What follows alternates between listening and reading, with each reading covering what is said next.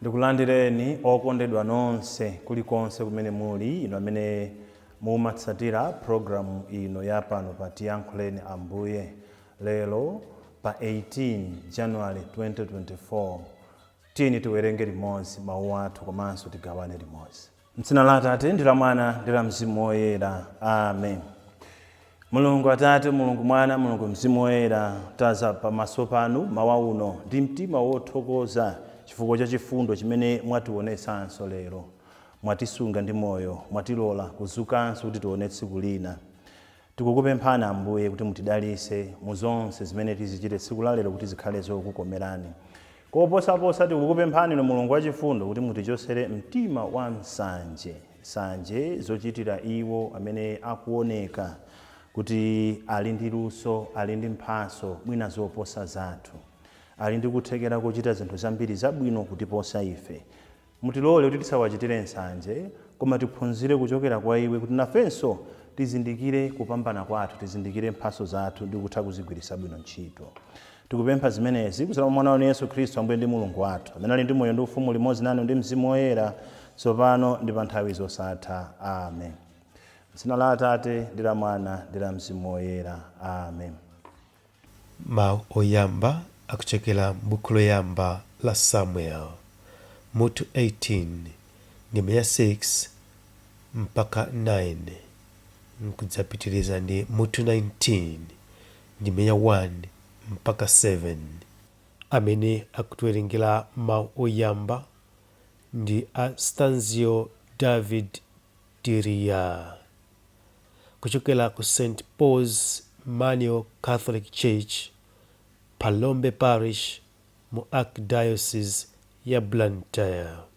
Mawu amthenga wabwino akuchokera mu uthenga wabwino wa Mariko Woyera mutu 3 ndime ya 7 mpaka 12.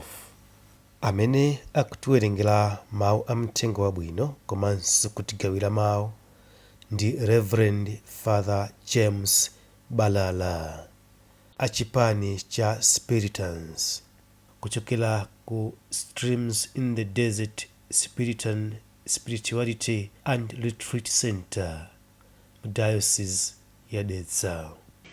Mawu oyamba. Mawu ambuku la Samueli.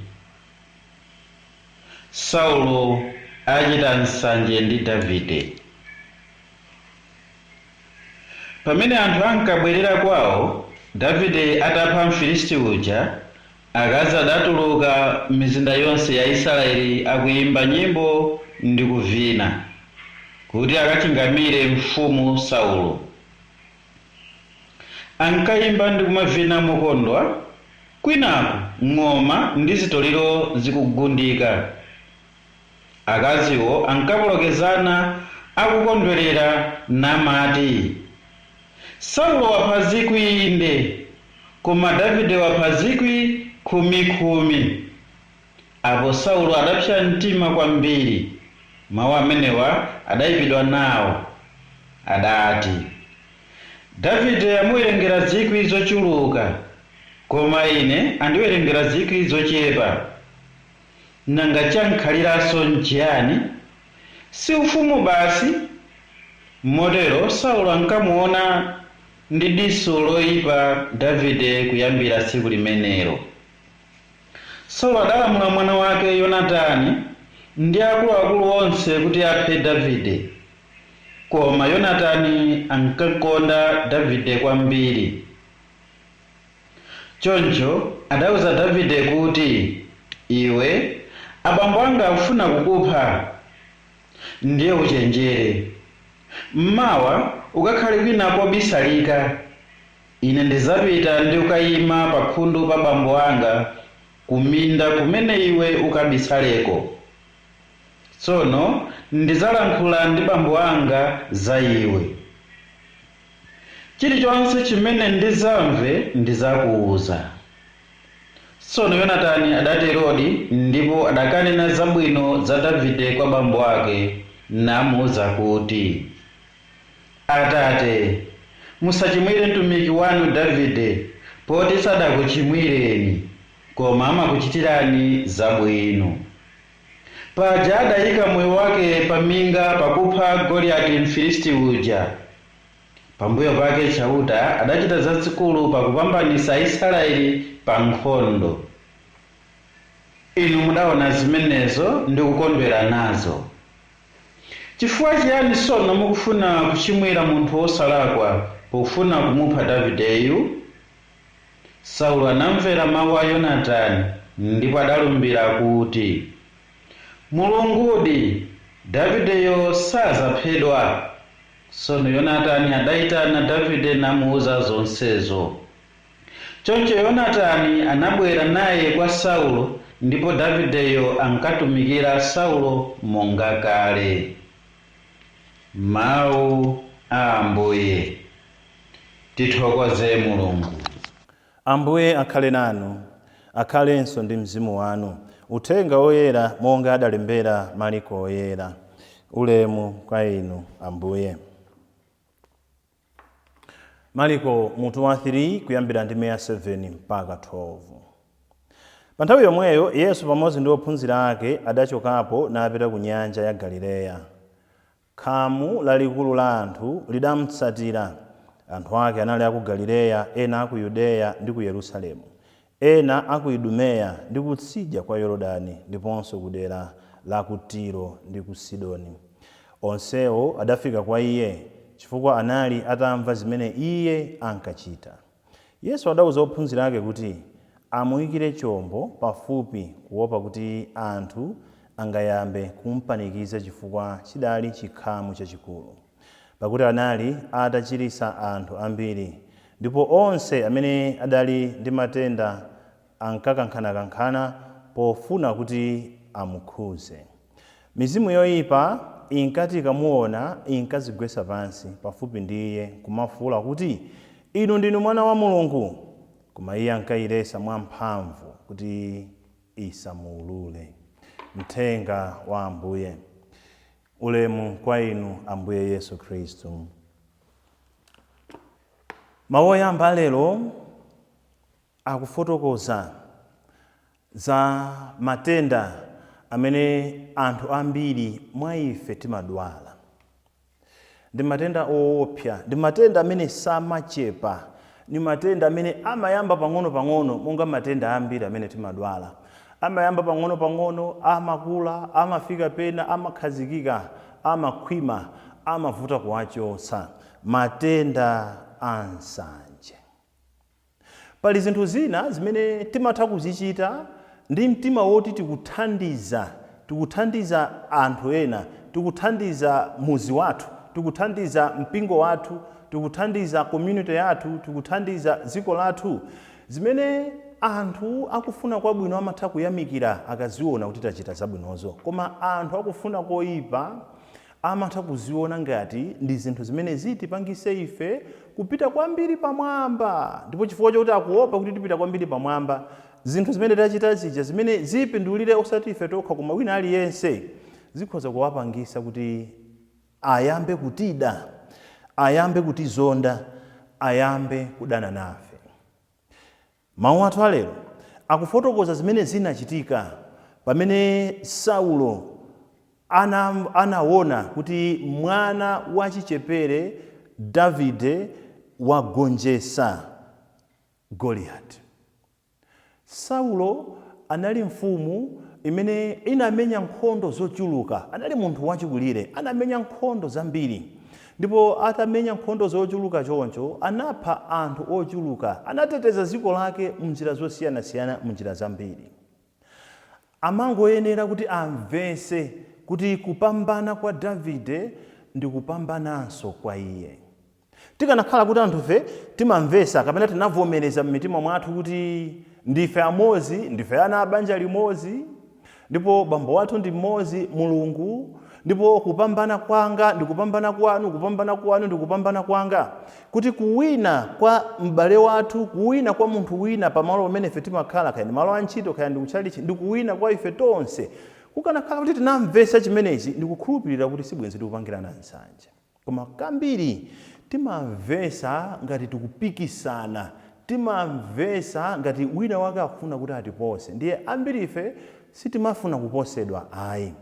Pamene Davide anapha Mfilisti, pobwerera kwawo, azimayi anali akuimba nyimbo zosangalala, zokondwera, kuti Saulo wapha 1,000, koma Davide wapha 1,000.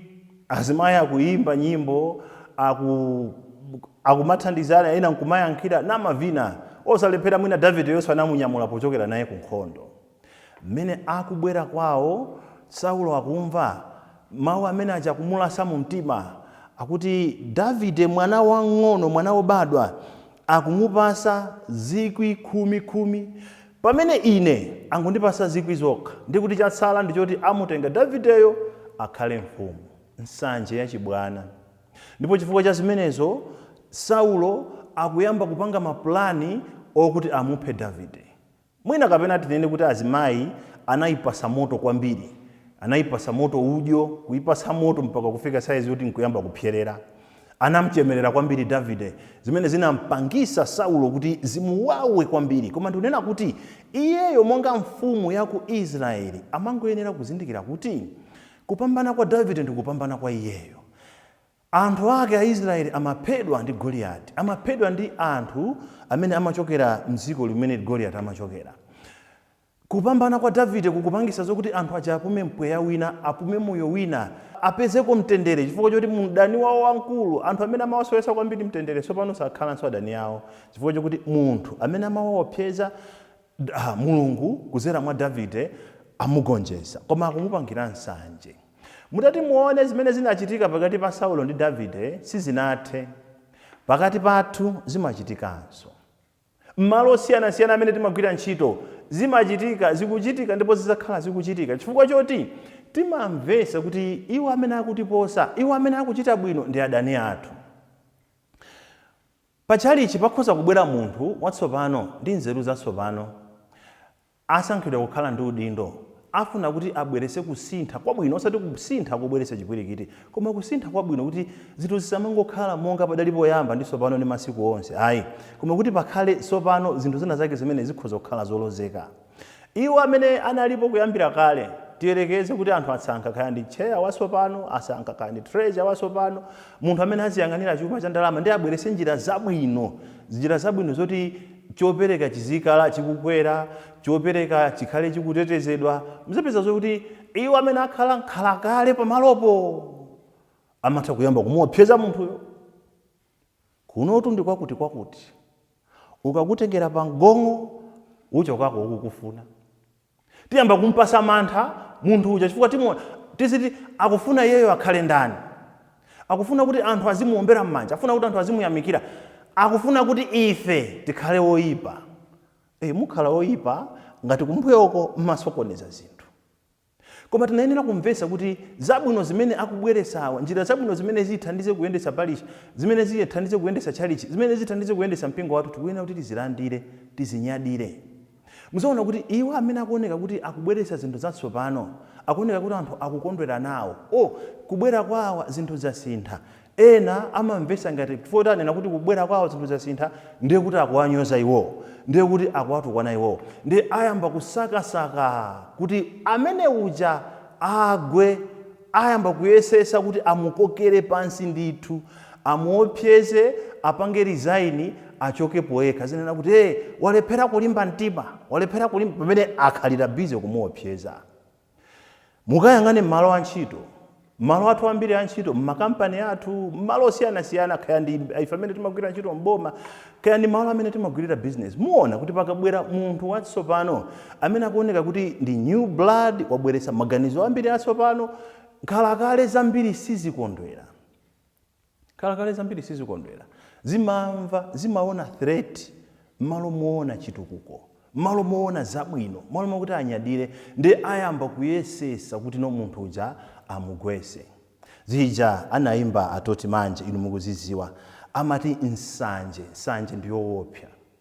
Amati mene nafunira downfall ya anzawo, mene nafunira anzawo ambwite, anzawo wa anyike, iwo waseke, nsanje ndi matenda mamane. Nsanje ndiyoopsa kwambiri kuti ena akuyenera ndithu kuti akuyenera kuti apasidwe mchape, amwe mwina chapewo usuke nsanje mu mtima mwawo. Tilipo anthu ambiri amene timapangira nkhanza, alipo anthu ambiri amene alingati achina Davide kuti chifukwa chopanga chinthu chabwino, osati chifukwa ndi chinthucho nchaiwo wokha, ndi chawina aliyense. Ena amvesa kuti chinthucho chibweresa mnyozo, chibweresa kutonza, chibweresa mavuto kwa iwowo, ndi ayesesa ndipo akuyesesa kuti athane ndi anthu amene abweresa chitukuko, ndi anthu amene abweresa nzeru zosiyana. Tikuyenera kuphunzira kuti Mulungu tonsefe anatipasa mphaso zosiyana-siyana. Saulo anali ndi mphaso yake, anasogolera dziko la Israeli. Davide Mulungu sakumugwirisa ntchito mnjira imene walofuna kuti Mulungu Davide ayigwirise ntchito, pololera kuti Davide akhale iyeyo amene agonjese munthu amene wakhala akuzunza fuko la Israeli. Ifenso tisalole kuti anthu amene akuoneka kuti akuchita bwino tiwapangire nkhanza, tiwapangire maupandu osiyana-siyana. Ayi, kupambana kwa wina tikumvesa kuti ndikupambana kwa ife tonse. Ambuye akhale nanu.